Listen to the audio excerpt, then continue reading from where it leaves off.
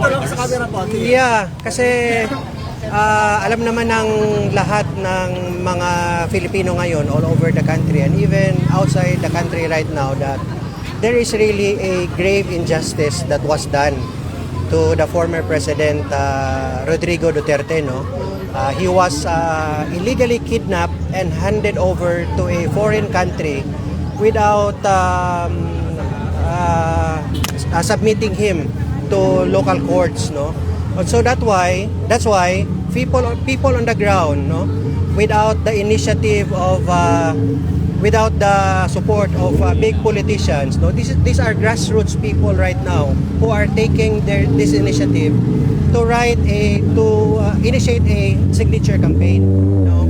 So can you just imagine, we are going all over the country right now and we are happy, no, with the result of this because over 1 million signatures have been nakalap natin, no? And we are going to submit that to the Supreme Court because we feel that the Supreme Court right now is the last bastion of sanity in this government, no?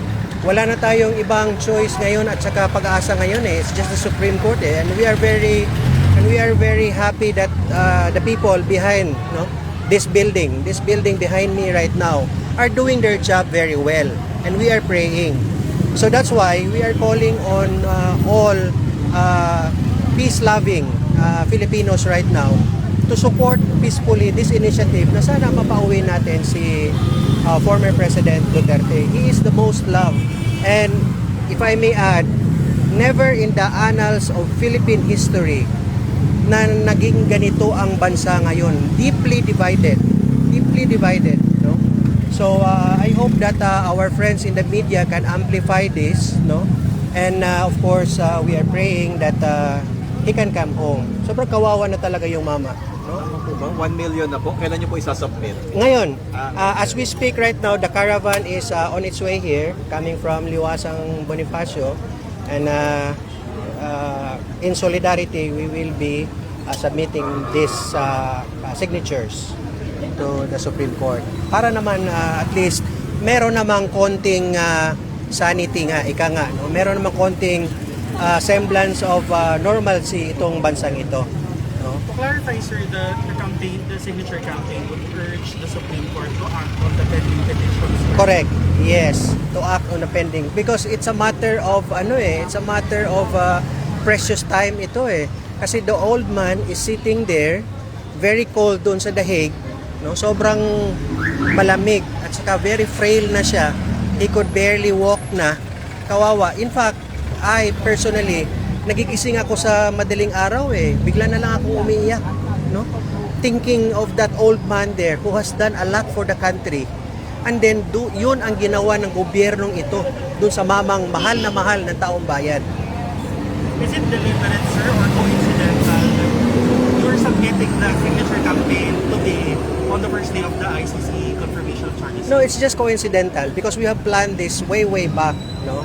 The organizers have planned this way back. But it's really the proper time right now because we cannot dilly-dally. We cannot just delay. A grave injustice has been done at The Hague right now.